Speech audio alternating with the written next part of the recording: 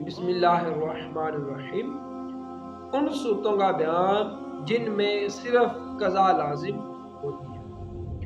مسئلہ نمبر 5، نابالغ دن میں بالغ ہوا یا کافر دن میں مسلمان ہوا، اور وہ وقت ایسا تھا، یعنی جب نابالغ بالغ ہوا اور کافر مسلمان ہوا، وہ وقت ایسا تھا کہ روزی کی نیت ہو سکتی ہے۔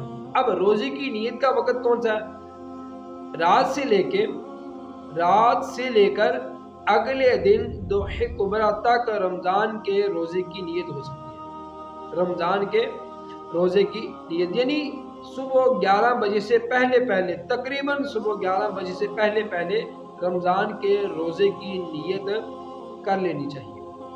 آگے فرماتے ہیں کہ روزے کی وہ وقت ایسا تھا، نابالغ بالغ ہوا، کافر مسلمان ہوا، یہ اس وقت میں یہ دونوں ہوئے، بالغ اور مسلمان ہوئے کہ روزے کی نیت ہو سکتی ہے، اور نیت کر بھی لی، ان دونوں نے نیت کر بھی لی، پھر وہ روزہ توڑ دیا۔ نیت کرنے کے بعد پھر وہ روزہ توڑ دیا تو اس دن کی قضا ان دونوں پر واجب نہیں، ان دونوں پر اس دن کی قضا واجب نہیں۔ مسئلہ نمبر 6، آگے فرماتے ہیں بچے کی عمر 10 سال کی ہو جائے اور اس میں روزہ رکھنے کی طاقت ہو تو اسے روزہ رکھوایا جائے، نہ رکھے تو مار کر رکھوائیں۔ اگر پوری طاقت دیکھی جائے اور رکھ کر توڑ دیا، اس بچے نے روزہ رکھ کر توڑ دیا تو قضا کا حکم نہ دیں گے، اس کو دوبارہ روزہ رکھنے کا حکم نہ دیں گے، اس کے اوپر قضا واجب نہیں۔ اور اگر 10 سال کا بچہ نماز توڑ دے تو پھر کیا ہوگا؟ اسے حکم دیا جائے گا کہ وہ نماز دوبارہ پڑھے، مسئلہ نمبر 7، کہتے ہیں حیض و نفاس والی عورت صبح صادق کے بعد پاک ہوگی،